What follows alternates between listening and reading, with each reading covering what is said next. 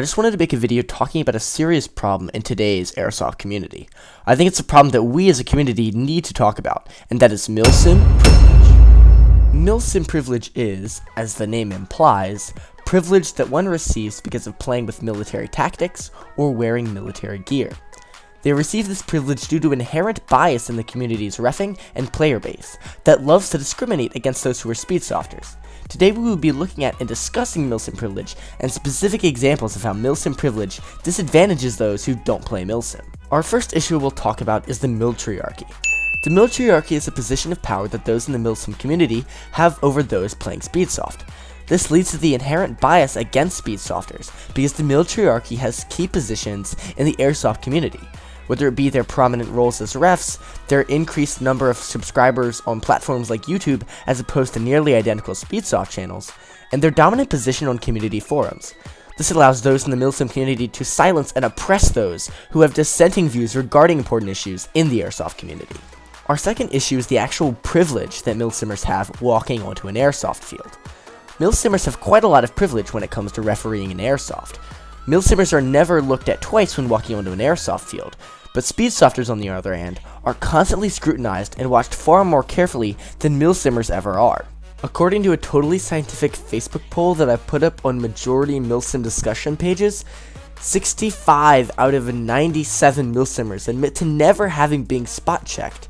This means that 68% of Milsimmers have never been spot checked before, opposed to nearly 100% of Speedsofters that I've talked to and seen.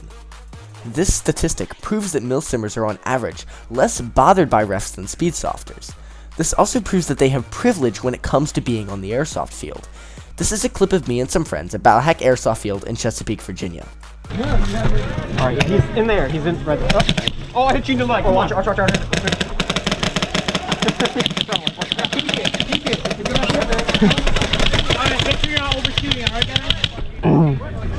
Oh, so if we're Speedsofters, we must be overshooting. In this clip, the ref talks down to us, telling us to make sure we aren't overshooting, despite the fact that nothing that we did was against the rules. The Milsim privileged referee made a point of telling us off.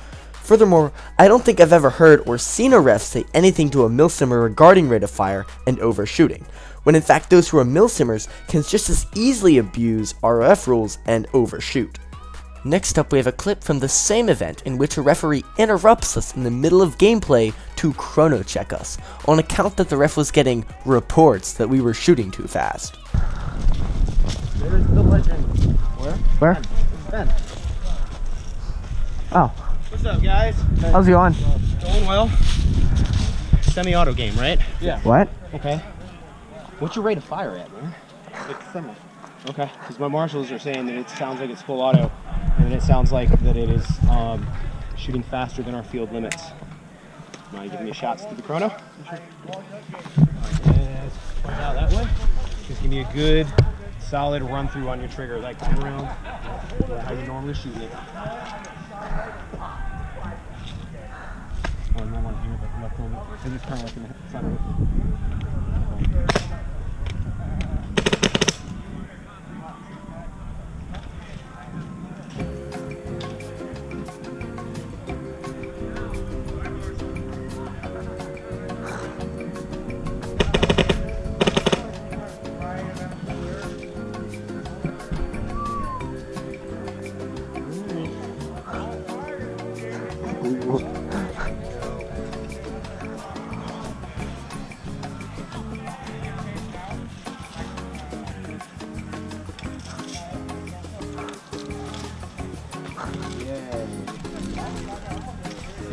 I need it.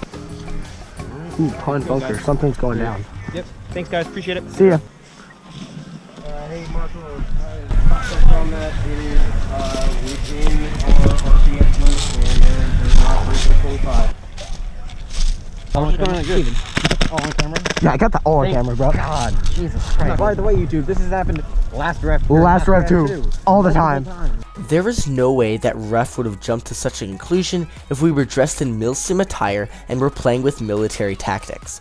Although I do applaud the referee in this clip for being so professional about the whole deal. Now, to get away from my elementary videos, let's look to more high-profile cases of Milsim privilege. one in particular being the suppression of Demo, a prominent speed softer, in favor of a Milsim team during the Battle Arena US qualifiers. No, he didn't. We traded. No, he hit me. I hit you too. No, he hit me though. Oh, it doesn't matter. He's dead. I'm dead. He hit me. All right. He pressed what? Oh my God, bro. We traded. You traded back there, man. Look at the top of his head! As you can see in the video, Demo swiftly eliminates 3 members of Cutthroat Contracting, CTC, before being eliminated. After this is over, the first player Demo eliminates claims that he traded with him, and only after that player starts yelling does Demo try to defend himself. However, shortly into the conflict, 2 refs come from outside of the building and shush Demo as if he were a child, without even reprimanding the player on CTC who started the issue in the first place, and who is also clearly more agitated. This talking down to by the refs shows the inherent bias that these referees have against Demo and his team. Moreover, the ref makes a certain claim about Demo being out, despite the fact that neither of the refs who weighed in on the situation even saw what happened. Without even consulting Demo's footage, a call is made that is integral to SYG's elimination in the Battle Arena US qualifiers. This decision seems to have been made without proper facts, and seems to suggest that this call was made not based on fact or what actually happened, but the bias the referees had, and the fact that Demo and SYG are speed softers. To add insult to injury, CTC, who beat SYG, was caught for cheating during the Battle Arena finals in Finland. This would be a surprise to the majority of us if it wasn't for the fact they had already cheated to beat SYG in the US qualifiers in the first place. Their cheating and lying has forever shamed the United States, and furthermore proves the fact that the Milsim elitists and the Miltriarchy must be forever destroyed to preserve the dignity of the United States. It is our duty in the Speedsoft and overall Airsoft community to bring down the establishment and to bring in a new order, upon which we shall build a new, prosperous, and thriving community. So, the player from American team Cutthroat Contracts that played as a shield man received several hits, didn't call himself out, and after a referee asked him to stop playing, started to argue. Okay, we just got an announcement from the director that number 7 of American team Cutthroat Contractors received a second ban and leaving the tournament. In conclusion, guys, Milsim privilege is a serious issue in the Airsoft community and needs to be addressed immediately.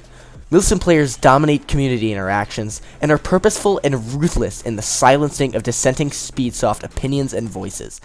Milsim bias exists even on the Airsoft fields, with Speedsofters being over-targeted as overly aggressive and evil players, as well as calls being made against Speedsofters, simply because they're Speedsofters. I hope that I've convinced all of you that clear Milsim privilege exists today, and urge you that on the Airsoft field to stop oppression of Speedsofters and their playstyle. Just to clarify, I have no ill will against the refs who were chrono checking and reminding us not to overshoot. Although I'm pretty sure we already knew that, and they were just saying that just because we were Speedsofters. I realized that they were just doing their job. Except in Demo's case, I think that riffing was just trash.